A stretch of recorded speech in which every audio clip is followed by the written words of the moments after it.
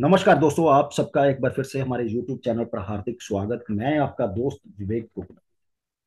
आज दोस्तों बात करेंगे वैदिक एस्ट्रोलॉजी के एक बड़े ही महत्वपूर्ण नियम के ऊपर। नियम है कि यदि किसी भाव से एट्थ भाव का स्वामी उस भाव से संबंधित हो तो क्या परिणाम होंगे। किसी भी पर्टिकुलर चार्ट में किसी भी भाव से एट्थ भाव का स्वामी उस भाव से संबंध बनाए, जिस भाव से वो एट्थ होता है, तो उस भाव से संबंधित क्या परिणाम हमें मिल सकते हैं, इस पर चर्चा करेंगे। लेकिन चर्चा को आगे बढ़ाने से पहले एक बार फिर आप सब दोस्तों से, मित्रों से कहना चाहूंगा, खासकर उन दोस्तों से जो पहली बार हमारे इस YouTube चैनल पर आए हैं, इस वीडियो को देख रहे हैं। यदि आपने हमारा चैनल सब्सक्राइब नहीं किया, कर लीजिए। नोटिफिकेशन बेल का बटन दबाना ना भूलिए। जो भी वीडियो अपलोड करें यूट्यूब पर, चाहे वो वैदिक एस्ट्रोलॉजी से रिलेटेड हो या फिर केपी या कस्पल इंटरलिंक थ्योरी के केस स्टडी, जो समय समय पर हम आप दोस्तों के लिए अपलोड करते रहते हैं, आप उन्हें मिस मत करिएगा। और इसी के साथ यदि आपकी भी कोई क्वेरी हो, आप दिए हुए इस व्हाट्सएप नंबर पर हमें मैसेज कर सकते हैं। तो चलिए दोस्तों, बात करते हैं एक बहुत ही महत्वपूर्ण वैदिक एस्ट्रोलॉजी के नियम पर कि यदि किसी भाव से, यानी कि जैसे कि ये चार्ट जो आपके सामने है, थर्ड भाव से एट्थ भाव, ये बनता है टेंथ। एक, दो, तीन, चार, पांच, छह, सात, आठ, ये एट्थ भाव है।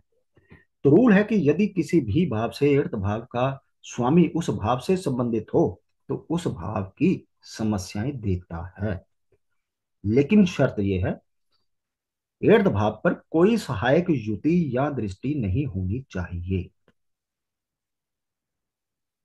यदि एट्थ भाव का स्वामी मित्र के भाव में हो, मित्र की युति में हो, मित्र की दृष्टि में हो, तो उस भाव से संबंधित समस्याएं या तो कम हो जाती हैं या पूरी तरह समाप्त हो जाती हैं। दूसरी बात, ये एट्थ भाव का स्वामी जिस भाव को दृष्ट करेगा, यदि ये वो भाव इसके शत्रु का भाव होगा, तो ये एट्थ भाव का स्वामी अपने से दृष्ट भाव को हानि पहुंचाने में सक्षम है। ये एक महत्वपूर्ण रूल है। जैसे कि यही चार्ट, जैसे हमने बात की कि मीन लग्न का चार्ट है, एट्थ भाव का, टेंथ भाव का स्वामी थर्ड भाव में चला गया, यानी थर्ड भाव से टेंथ भाव एट्थ बनता है। और यहां पर उसके शत्रु की राशि आ रही है। लेकिन रूल कह रहा है कि यदि वे अपने मित्र के साथ हो, जैसे कि मंगल, और शनि को वो अपना सम मानता है, नेचुरल मानता है, तो अब इस भाव से संबंधित जो परेशानियां हैं, जो समस्याएं हैं, वो अब उतनी नहीं रहेंगी।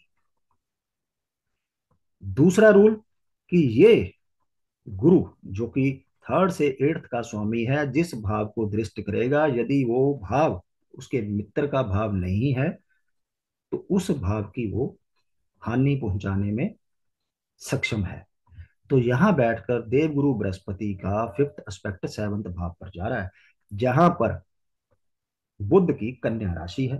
सेवंथ भाव शादीशुदा जीवन का भाव है, यानी कि थर्ड भाव से एट्थ भाव का स्वामी थर्ड में जाकर फिफ्थ एस्पेक्ट से सेवंथ भाव को देखेगा और शादीशुदा जीवन को खत्म करने में वो सक्षम रहेगा। लेकिन वैदिक एस्ट्रोलॉजी का एक नियम जो महत्वपूर्ण है, किसी भी भाव को उसका स्वामी देख ले तो उस भाव की वृद्धि होती है। तो यहां पर इस चार्ट में बुध जो है लगन में बैठकर सेवंथ भाव को दृष्ट कर रहा है, जिसकी वजह से शादीशुदा जीवन जो है प्रभावित नहीं हो पाया। यदि बुध यहां ना होता तो देवगुरु बृहस्पति शादीशुदा जीवन को समाप्त करने में या खराब करने में सफल हो सकते थे। इसी तरह एक चार्ट और ले लेते हैं। ये देखिए, तुला लगन का चार्ट है। तुला का स्वामी शुक्र लगन भाव में है और ये एट्थ भाव का भी स्वामी है। और वैदिक एस्ट्रोलॉजी का नियम है, यदि कोई प्लेनेट दो भावों का स्वामी हो और दो भावों में से एक भाव में बैठा हो, तो वो दूसरे भाव को प्रमोट करता है। तो यहाँ शुक्र लग्न भाव में है, तो एट्थ भाव को प्रमोट करेगा। एट्थ भाव आयु का है। यदि इस पर कोई बुरा एस्पेक्ट नहीं आ रहा है, तो जातक की आयु अच्छी होनी चाहिए। दूसरा रूल, कि ये एर्थ भाव का स्वामी जिस भाव को दृष्ट करेगा, यदि वो उसके मित्र का भाव नहीं है तो उसको वो खराब करने में सक्षम हो सकता है, सफल हो सकता है। यहां पर वीनस जो है उसका एक ही एस्पेक्ट है सेवंथ, तो वो सेवंथ भाव को देखेगा, जहां पर मंगल की मेष राशि है, और ये भाव जो है शादीशुदा जीवन का भाव है। तो अब शुक्र इस भाव को खराब करने में सफल रहेगा, और इस भाव का स्वामी मंगल फिफ्थ भाव में है, जिसका इसके साथ कोई संबंध सेवंथ भाव से नहीं बन रहा। इस चार्ट में जैसे हमने कहा कि शुक्र शादीशुदा जीवन को प्रभावित या खराब करने में सफल हो सकता है, तो ये जिस जातक का चार्ट है उन्होंने अपने जीवन में 3 शादियां की हैं। तो दोस्तों ये एक बड़ा ही महत्वपूर्ण रूल है वैदिक एस्ट्रोलॉजी का, कि किसी भी भाव से एर्थ भाव का स्वामी यदि उस भाव से संबंध बनाता है तो उस भाव को वो खराब कर सकता है, उस भाव से संबंधित समस्याएं हमें दे सकता है, बशर्ते कि उसको मित्र की हेल्प यानी कि उसकी युति ना हो, उसका कोई एस्पेक्ट ना हो। शर्त यह है, यदि उनका साथ मिल रहा है तो उस भाव से संबंधित समस्याएं जो या तो कम होंगी या खत्म हो जाएंगी। और दूसरा इंपॉर्टेंट रूल ये है कि ये एर्थ भाव का स्वामी जिस भाव को दृष्ट करेगा, यदि वहां पर उसके मित्र का वो भाव नहीं है, राशि नहीं है, तो ये उस भाव को भी खराब करने में सफल हो सकता है, बशर्ते कि उस भाव से संबंधित जो उसका स्वामी है उस भाव को उसकी हेल्प ना मिल रही हो।